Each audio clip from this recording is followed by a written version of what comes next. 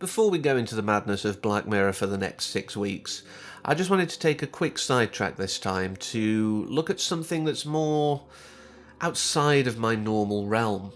This has come to me through Nightmind, the great channel run by the interdimensional cat Nick Nocturne. Please go and share some love. There's a thing down below and probably somewhere to the side of my head right now for you to go and share the love, because he does great work in the field of web series. Through him, I've come to such classics as Everyman Hybrid, Tribe 12, and of course Marble Hornets and To the Ark, the Slenderverse greats, if you will.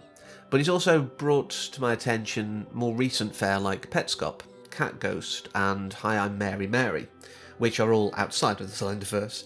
But you know, it's these things that have really come to my attention through him, and I think he does great work over there. So like I say, give some love. But he's highlighted something that I think is kind of a weird bridge between our two worlds, if you will.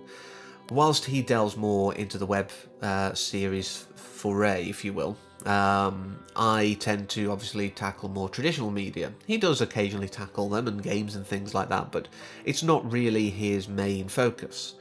So when he brought to my attention Crypt TV, which was created with the influence of Eli Roth, so you know it's going to be a bit unsettling at times.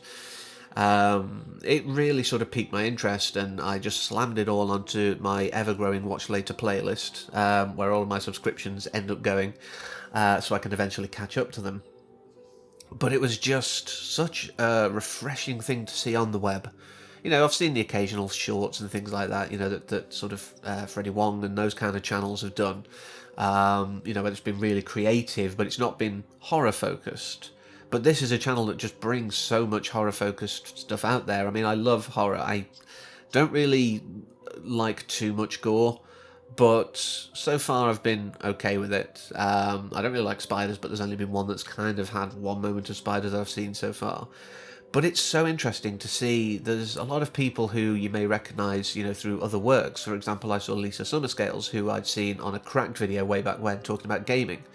And things like that, you know, and Martin Fowler from EastEnders is in one as well, which is really weird. You know, you see these people, but you've also got people you've never seen before, and suddenly appreciate how talented some of these people can be. Added to that, you've got writers, directors, producers who haven't really spent a long time in this field, who are now being given a chance. While some, you know, are going to end up possibly as festival darlings and could have gone that route, this is a way for them to put out professional level short material that just does what they want it to do. There's some great pieces on there. There's great monster pieces. It is part of their tagline. And there's some great thought pieces. There's some deep pieces. There's some emotional pieces. I haven't got round to it yet, but apparently there is one that deals with very difficult subject matter around child abuse and such. I believe that's Marion. So there's a bit of warning from me, but Nick also has mentioned that if you go and watch his video on it as well.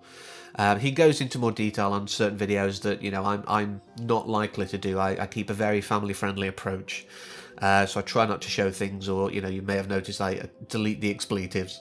You know, so it's not really the kind of thing, which is why there's not much of the footage with this video.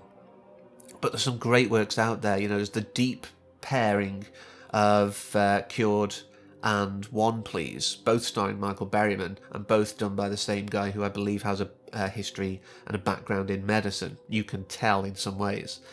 You know, one's about the sacrifices that parents will make for their children, and one is about really how mental health, I suppose, has developed over the years. That's my take on it. You know, there's funny things like Don't Watch Me, where someone's watching the TV and there's a clown, you know, with a board going, "Don't watch me, don't watch me, don't watch me," points, and then behind her is another clown who scoops out her eyeballs. There's no nice way of saying that. But these ideas, you know, some of them are just a couple of minutes. One of the sort of interesting ones, again, that touches on my arachnophobia, very briefly, very lightly, thankfully, is Itsy Bitsy Spiders, I think. That sounds right. And it's a story of a lad who has an amazing gift, who can draw spiders that seem to come to life. and it ends up protecting him from this sort of, well, at first we believe it's one, but it's this duo of child kidnappers and probably murderers. You know, it ends up this thing that his family wants him to stop doing, and the landlord's threatening to evict them because of it. It actually is his saviour, and I love that, and it's one of the longest ones I've seen on there so far, 11 minutes. But it's moving, it's touching, it's saying that, you know, we should, well, again, my interpretation, that we should celebrate our uniqueness. Each one of us has something that makes us us. Some of us may be great authors, some of us may be great videographers, some of us may be great musicians. I don't necessarily claim to any one of those myself, but if people want to say I am at least one of those things, I'm grateful. But, you know, I love the fact that really horror can do this. When I tackled the zombie genre way back, well, not that long ago, I suppose, in the grand scheme of things, you know, about the real monster in zombie films is us. You know, horror tells us so many stories. Horror, like fantasy and sci-fi, isn't escapist. It isn't going reality's not a thing. It's a way that we can hold a mirror to ourselves.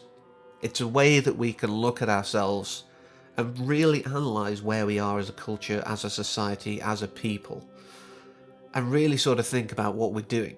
Are we doing the right thing? Are we doing a good thing?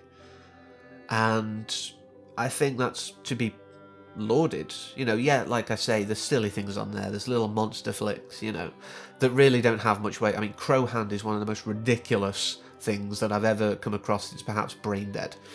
You know, guy's hand turns into a crow because he picks up a weird ornament. What does that even mean? Nothing. And that's fine as well. But like any good genre, it can give us the silly, it can give us the deep. And like I say, it can hold a mirror up to us. So like I said at the start of the video, the next 6 weeks are you, me, and Season 4 of Charlie Brooker's Mind, also known as Black Mirror. I've really enjoyed this season. It feels almost a culmination. There's been sort of elements of symmetry and a heck of a lot of Easter eggs and callbacks. So there's a lot of material to get through. Thank you, Brooker. But I've enjoyed it. I've enjoyed watching it, making notes on it. It's been great, and I can't wait for the next 6 weeks to bring my thoughts and my viewpoints, and some of Amy's actually, to you. I really hope you'll join me for it. So until next time, as always, take care.